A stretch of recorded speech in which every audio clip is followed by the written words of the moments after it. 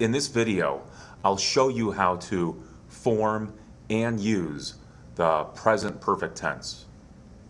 To form the present perfect tense, use the helping verb has or have, depending on the subject, and then following that, the past participle of the main verb.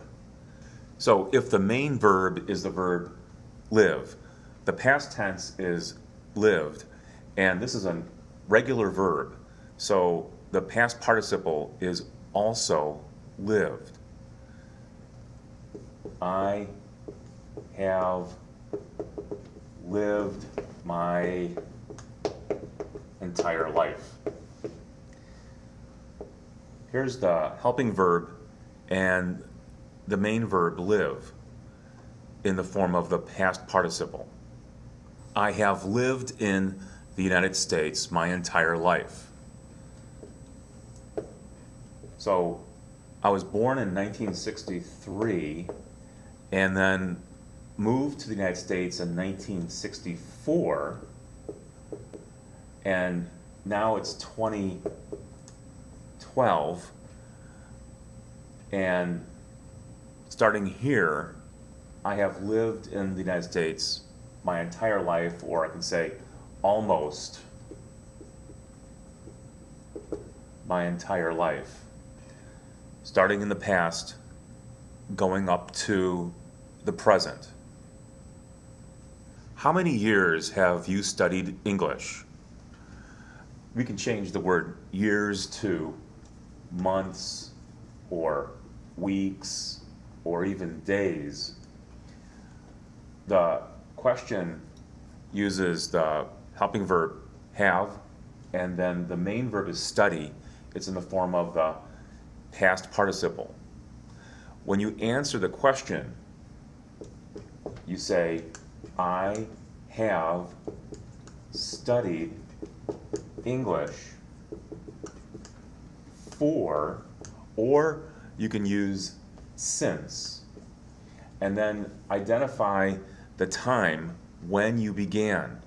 So, for example, if you started to study English in the year 2010, then you can say, I have studied English since 2010, or if you use the word for, then you go back in time and count the number of years or months or weeks or whatever it might be. And in that case, I have studied English for 2 years. So after for, you'll use a number, and after since, identify some time in the past.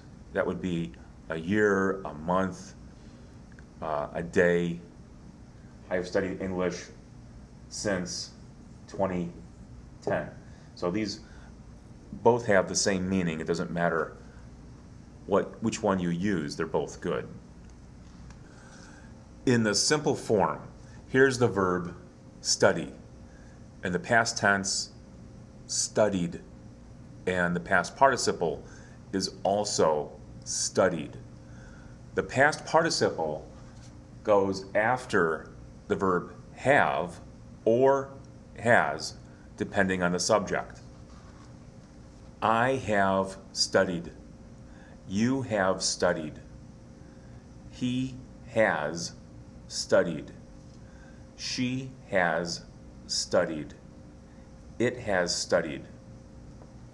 The plural form for I and you is we. We have studied. The plural for you is also you. You have studied. And the plural form for man, woman, or a thing is they. They have studied. You can change the main verb. Go becomes went in the past tense, and the past participle is gone. And then here you see the past participle gone following the verb have or has. She went to the store. She has gone to the store. Here's the verb go in the past tense, and this is the verb go in the present perfect tense. In the past tense, it's possible to identify when the person went. She went to the store yesterday, or she went to the store 2 hours ago. But in the present perfect tense, we can't do that. Often in the present perfect tense, this is the past and this is the present. Something happens in the past and we're not exactly sure when it happened. So the present perfect can be very useful this way. There's one more use for the present perfect tense that I'd like to show to you. In this sentence, they have been to the doctor many times. Here's the past and here's the present. And something happens in the past repeatedly, more than once or even not at all. If you change the subject, he or she, he has been to the doctor many times. Or you could say, he has been to the doctor once. He has been to the doctor twice.